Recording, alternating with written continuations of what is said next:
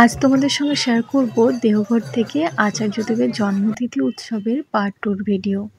প্রথম পর্বে তোমাদেরকে দেখিয়েছিলাম নাটমণ্ডপে সঙ্গীতাঞ্জলির অনুষ্ঠান হচ্ছিল। সেই অনুষ্ঠান শেষ করে এখন প্রায় 1টা বাজে আমরা আনন্দবাজারে যাচ্ছি প্রসাদ নিতে। এটা হলো আনন্দবাজারের রান্নাঘর, মানে যেখানে ঠাকুরবাড়ির রান্নাবান্না হয়, আর সেই আনন্দবাজারের প্রসাদ আমরা সবাই নিই। কি বড় বড় প্রেসার কুকার, আর এটা হলো সবজি কাটার জায়গা। প্রত্যেক দিন হাজার হাজার মানুষের রান্না হয় এখানে।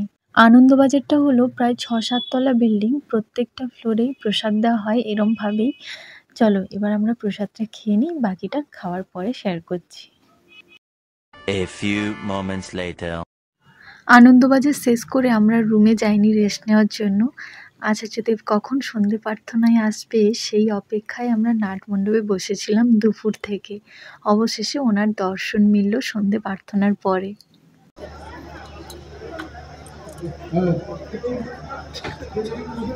নাটমণ্ডপ থেকে বেরিয়ে আমরা একটু এদিক ওদিক ঘোরাফেরা করছিলাম। দেখছিলাম ঠাকুরবাড়িটা কি সুন্দর আলোয় আলোয় ঝলমল করছে চারিদিকটা। আচার্যদেবের জন্মতিথি উৎসব বলে কথা।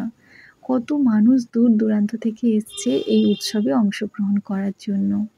আমি এর আগে অনেকবারই ঠাকুরবাড়িতে এসেছি, কিন্তু কোনোদিন উৎসবে আসা হয়নি। এই প্রথমবার এলাম, বেশ ভালো লাগছে।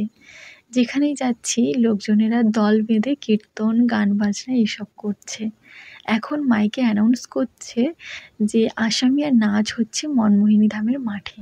চলো তোমাদেরকে একটু দেখাই ওটা।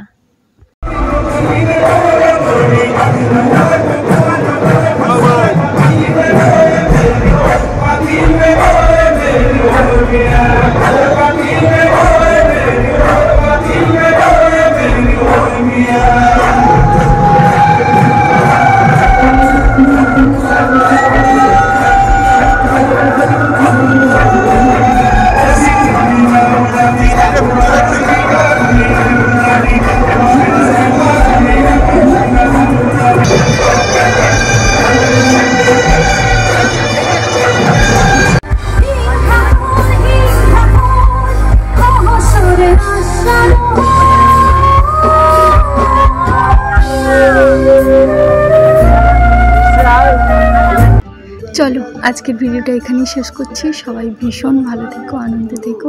আজ তবে এইটুকুই থাক, বাকি কথা হবে কাল। Do subscribe.